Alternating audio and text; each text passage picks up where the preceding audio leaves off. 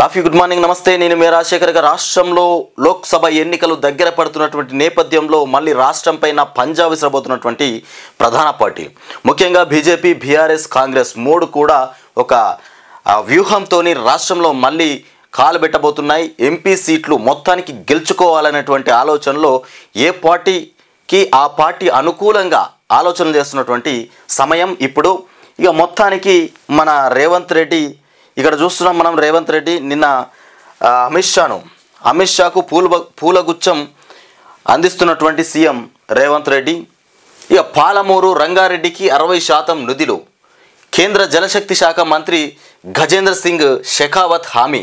ఇక జాతీయ హోదా ఇవ్వాలని కోరినటువంటి ముఖ్యమంత్రి రేవంత్ రెడ్డి ప్రస్తుతం ఆ విధానం లేదన్న షెకావత్. ఇక కేంద్ర మంత్రులు అమిత్ షా, హర్దీప్ ఇక సింగ్లతోనూ సీఎం భేటీ అయ్యారు నిన్న. ఇక విభజన సమస్యలు, ఐపీఎస్ క్యాడర్ పెంపు, ఇక మెట్రో 2వ దశ తదితర అంశాలపైన వినతులు అందించినటువంటి రేవంత్.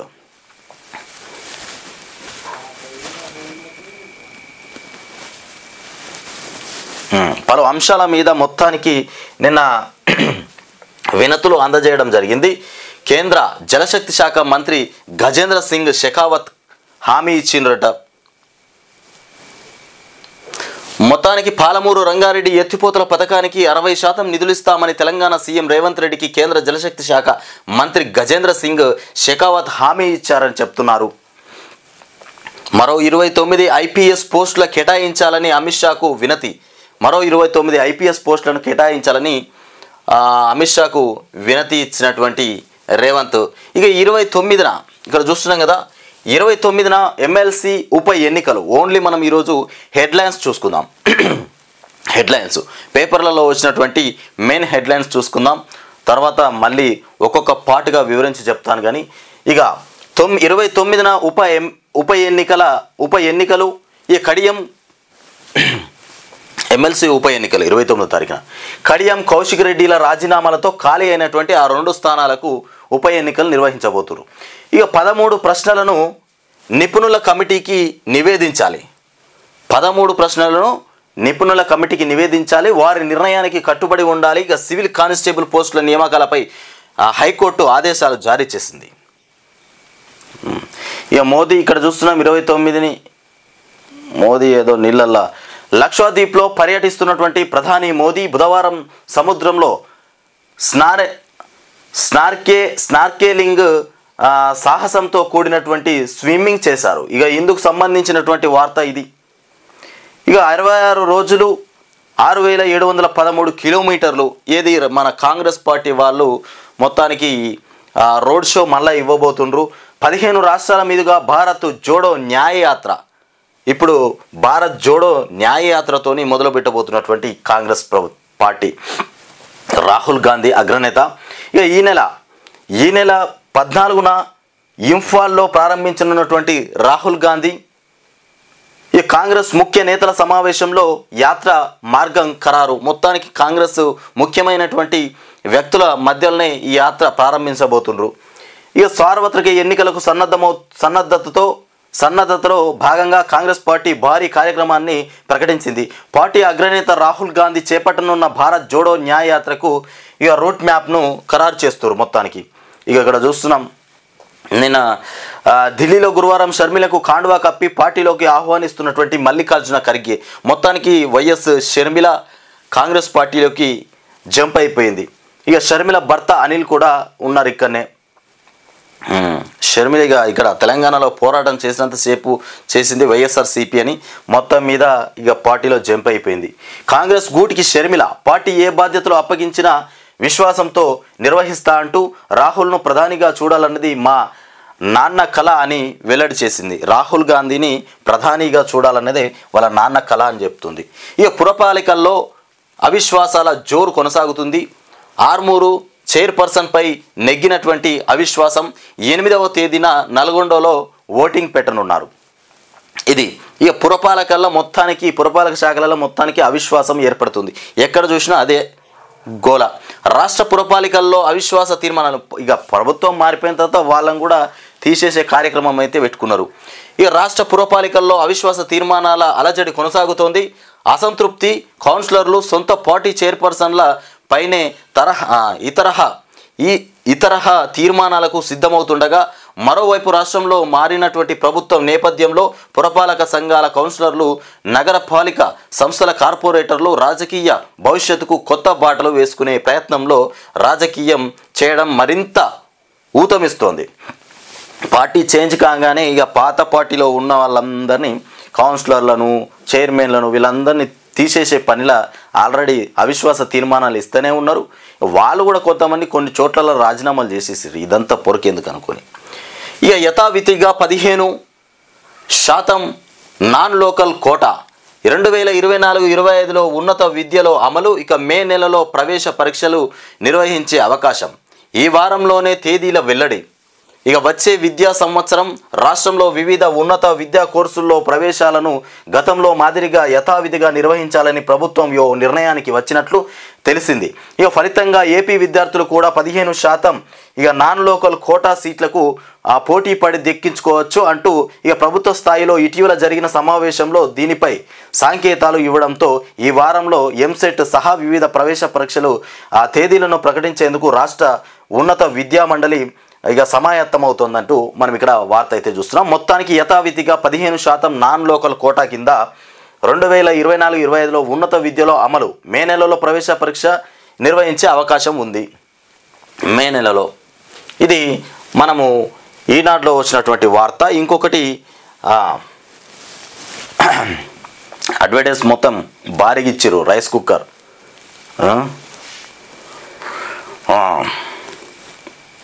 ఇక 66 రోజుల్లో 6713 కిలోమీటర్లు మొత్తానికి కాంగ్రెస్ పార్టీ రాహుల్ గాంధీ పర్యటించనున్నారు. భారత్ నాయ్ జోడో యాత్ర అంట. ఇక ప్రేమించలేదని యువతిపై కత్తితో దాడి. ఈ ఉన్మాది చూడండి, అమ్మాయి ప్రేమించలేదని అమ్మాయి పైన కత్తితో దాడి చేసినటువంటి దౌర్భాగ్యుడు. ఇక నిందితుడు సాయి. కరీంనగర్లో ఈ ఘటన చోటు చేసుకుంది. ప్రేమించలేదని అమ్మాయిని కత్తితో పొడిచిందంట. ఈనాడు సాక్షి. ఇక సాక్షి న్యూస్ పేపర్లో చూద్దాం హెడ్లైన్స్. ఓన్లీ హెడ్లైన్స్ చూద్దాం ఈరోజు.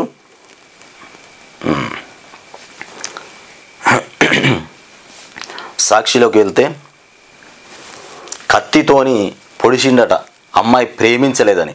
ప్రేమించకపోతే కత్తితోని అటాక్ చేసేటువంటి మనుషులు కూడా ఉన్నారు ఇప్పుడు.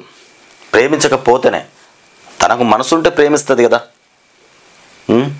ఇక రాహుల్ గాంధీ మొత్తానికి తెలంగాణ రాష్ట్రంలో ఆ వ్యూహాలు చేపట్టబోతున్నారు.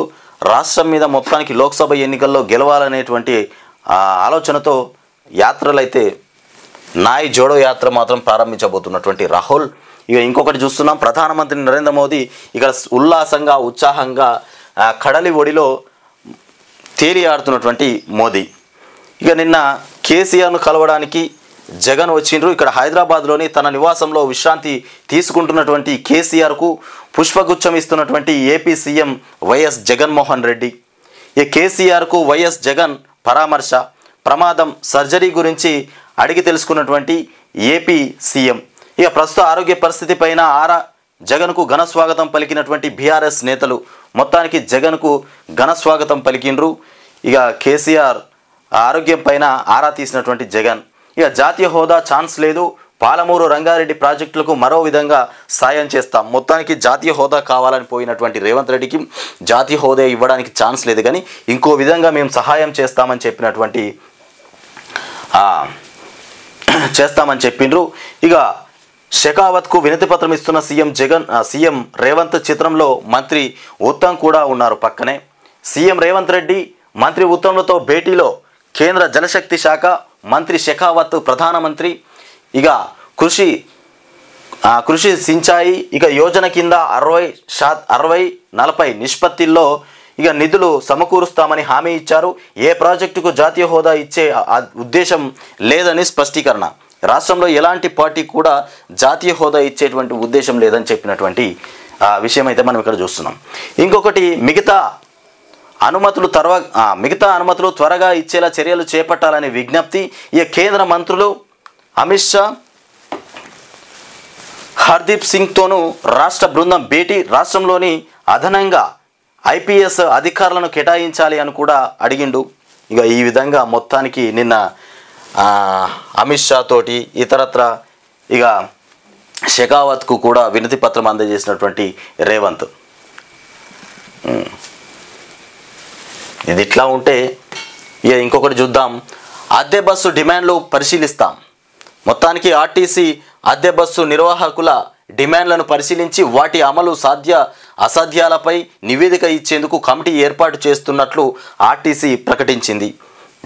7.62 లక్షల ఎకరాల్లో వరి నాట్లు, మొత్తానికి వరి నాట్లు ఇంత పెట్టుకున్నారు. 7.62 లక్షల ఎకరాలలో వరి నాట్లు సాగు చేయబోతున్నారు.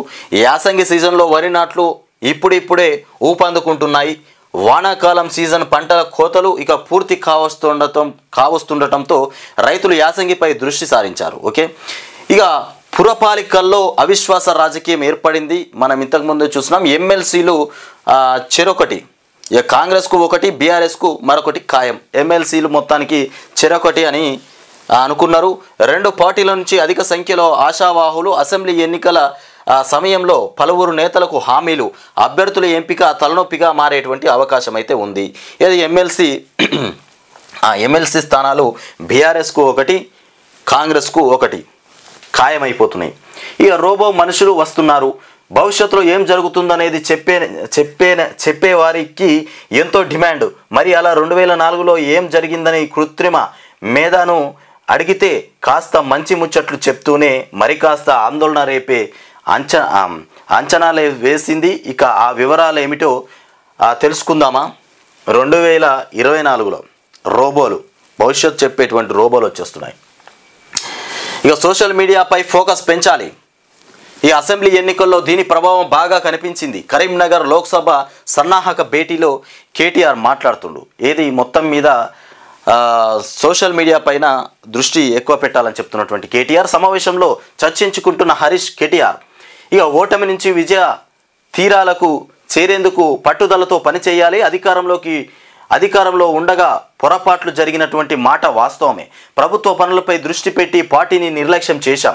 ఇక పొరపాట్లు పునరావృతం కాకుండా ముందుకు సాగాలి. ఒక్కో బూత్లో అదనంగా 50 ఓట్లు సంపాదించాలని చెప్తున్నటువంటి కేటీఆర్ ఇక్కడ విజువల్స్లో మనం చూస్తున్నాం.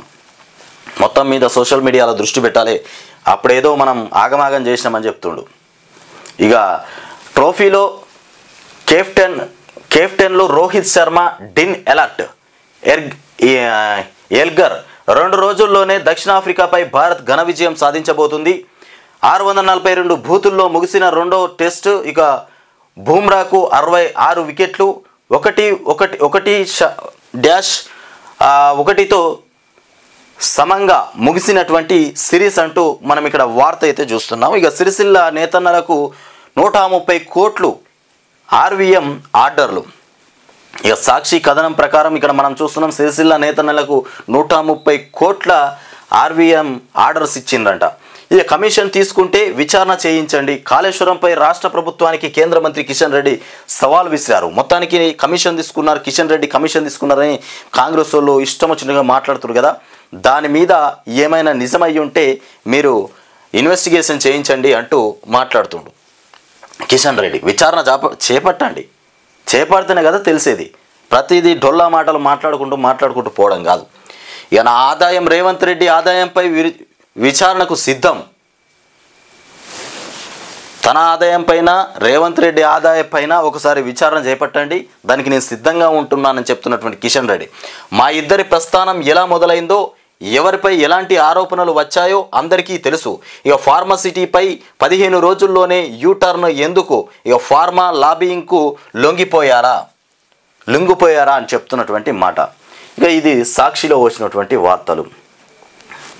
మొత్తానికి రాష్ట్రంలో కిషన్ రెడ్డి బినామీ అంటూ, కిషన్ రెడ్డి కేసీఆర్ బినామీ అంటూ, ఇంకొక విషయం కిషన్ రెడ్డికి కాళేశ్వరం ప్రాజెక్టులో వాటా వచ్చిందంటూ, ఈ మాటలు, ఈ అనవసరమైనటువంటి మాటలు మాట్లాడుతున్నటువంటి మాటలకు జవాబు చెప్పాలంటే మీరు విచారణ చేపట్టాలి.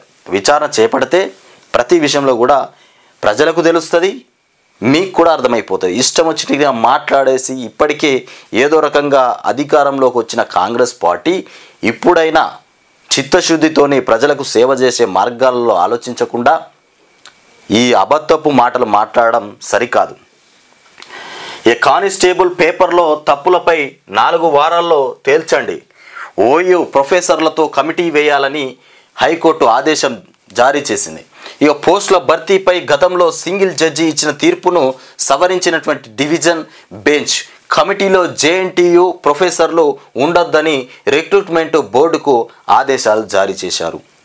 ఇక 29 మంది ఐపీఎస్లను ఇవ్వండి, 29 మంది ఐపీఎస్లను ఇవ్వండి అంటూ అమిత్ షా దగ్గర అడిగినటువంటి రేవంత్, పుష్పగుచ్చం కూడా అందజేసినటువంటి రేవంత్. కాంగ్రెస్లో వైఎస్ఆర్ టీపీ విలీనమైపోయింది. మొత్తానికి వైఎస్ షర్మిల కాంగ్రెస్ పార్టీలో చేరింది. ఇక ఒంటరిగా పోరాటం చేయడం చాలా కష్టమైపోయినట్టుంది. ఇక్కడ కాంగ్రెస్ ఖర్గేలతో షర్మిల మొత్తానికి పుష్పగుచ్చం ఇస్తున్నటువంటి దృశ్యం మనం చూస్తున్నాం. ఇక మొన్న కేసీఆర్ను గురువారం నాడు జగన్ వచ్చి కలిసినటువంటి దృశ్యం ఇది.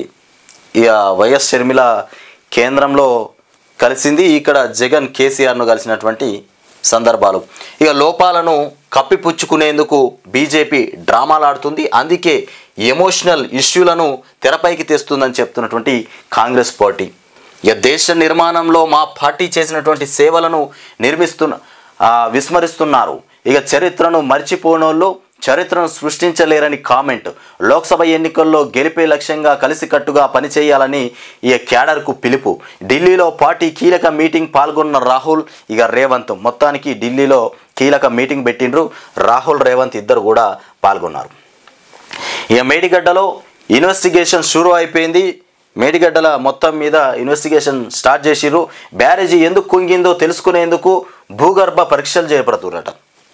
బ్యారేజ్ ఎందుకు గుంగిందంటే లోపల ఇసుకనో అదో ఇదో అటో ఇటో కదిలిందని ఆల్రెడీ అంతకుముందే చెప్పినటువంటి మాటలు అధికారులు.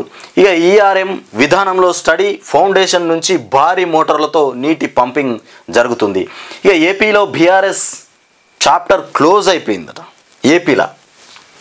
ఏపీలో ఇక హైదరాబాద్కి పరిమితమైనటువంటి ఏపీ అధ్యక్షుడు తోట చంద్రశేఖర్ మౌనంగా ముఖ్య నేతలు కాంగ్రెస్లోకి వలసలు. ఏపీ సిట్టింగ్ ఎమ్మెల్యేలు టచ్లో ఉన్నట్లు అప్పట్లో చెప్పినటువంటి కేసీఆర్ ఇప్పుడు సీన్ రివర్స్.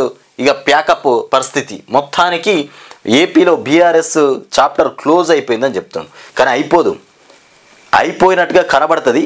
ఏదో రకంగా మళ్ళా లేస్తుంది అది, చూడరు మీరేగా. ఎమ్మెల్యే కోట ఎమ్మెల్సీ స్థానాలకు 29న పోలింగ్ షెడ్యూల్ రిలీజ్ చేసిన ఈసీ, 11న నోటిఫికేషన్. కడియం శ్రీహరి, కౌశిక్ రెడ్డి రాజీనామాతో 2 సీట్లకు ఉప ఎన్నిక. మొత్తానికి 2 సీట్లకు మాత్రం ఎన్నికలు ప్రారంభం చేయబోతుర్రు. ఇక 7,000 మందికి ఇన్విటేషన్లు. అయోధ్యలో రాముడి విగ్రహం ప్రాణ ప్రతిష్టకు ఘనంగా ఏర్పాట్లు. ఇన్విటేషన్ కార్డుపై గుడి బాలరాముడి బొమ్మ. ఇక రామ జన్మభూమి ఉద్యమంపై స్పెషల్ బుక్ లెట్ విడుదల చేసినటువంటి అంశం. ఇక ఇంకొకటి, బీఆర్ఎస్ నేతలకు ఎందుకింత తొందర అంటూ గురువారం గాంధీ భవన్లో మీడియాతో మాట్లాడుతున్న మంత్రులు శ్రీధర్ బాబు, సీతక్క, బీఆర్ఎస్ వాళ్ళకి తొందర ఉందట. ఏం తొందరను? ఇక వాళ్ళు 3500 రోజులు ఉన్నారు, మేము వచ్చి 35 రోజులు కూడా కాలే, అప్పుడే విమర్శల. ఇక ఓటమి డిప్రెషన్లతో ఏవేమో మాట్లాడుతున్నారంటూ మంత్రి శ్రీధర్ బాబు మాట్లాడుతుండ్రు. శ్రీధర్ బాబు మాట్లాడుతున్నటువంటి మాటలకు మీరు ఇచ్చిన హామీల టైం ప్రకారమే అడుగుతుండ్రు. మీరు హామీలకు టైం పెట్టకపోతే వీళ్ళెందుకు అడుగుతారు? ప్రజలు కూడా అడగాల్సిన సమయమే. అధికారంలోకి రాగానే మేము అన్నీ చేసేస్తామని మీరే చెప్పిండ్రు. 9వ తారీఖు నాడు ఫైల్స్ మీద సంతకాలు పెడతా అన్నారు, రుణమాఫీ అన్నారు, రైతుల ఖాతాల్లో డబ్బులు అన్నారు. ఏవి లేవు. అడగకపోతే నోరు మూసుకుంటారా? ఇక బుక్లెట్ విడుదల చేసి వాళ్ళ పరువు వాళ్ళే పోగొట్టుకున్నారు. ఇక 10 ఏళ్ల ప్రజలను బానిసల్లా చూశారు, ఇంకా నియంత్రణల పాకులాడుతున్నారు. తెలంగాణకు పాపం, శాపం, కోపం. ఇక అన్ని బీఆర్ఎస్ఏ అని ఫైర్. ఇక టీఆర్ఎస్ నుంచి బీఆర్ఎస్గా మారినటువంటి వాళ్ళ 420 పేరు పోదు అంటూ మంత్రి సీతక్క మాట్లాడుతుంది. ఏం మాట్లాడరు? ధరణిలో రోడ్లకు పట్టాలు అంటూ వార్త చూస్తున్నాం. ఇక భూ రికార్డుల ప్రక్షాళనలో PR, R&B, NH భూములకు పాస్బుక్స్ జారీ, ఎప్పటికప్పుడు సప్లిమెంటరీ సెట్వార్ రెడీ చేయాలని ఆఫీసర్లు. ఇక రోడ్ల పట్టాలతో ఇతరుల భూముల్లోకి అక్రమార్కులు ధరణి వచ్చాక ఫామ్ వెంచర్లో రోడ్లు అమ్మి రిజిస్ట్రేషన్లు చేస్తున్నారు. మొత్తానికి ఇక అద్దె బస్సులు సమ్మె మొత్తమే లేదు. ఇక బస్సులు యథావిధిగా నడుస్తున్నాయి. ఆర్టీసీ ఎండి సజ్జనార్ సంక్రాంతికి ఫ్రీ జర్నీ ఉంటుందని వెల్లడి. అద్దె బస్సుల ఓనర్లతో చర్చలు సఫలమైపోయినాయి. ఈ విధంగా అయిపోయింది మొత్తానికి. ఇవి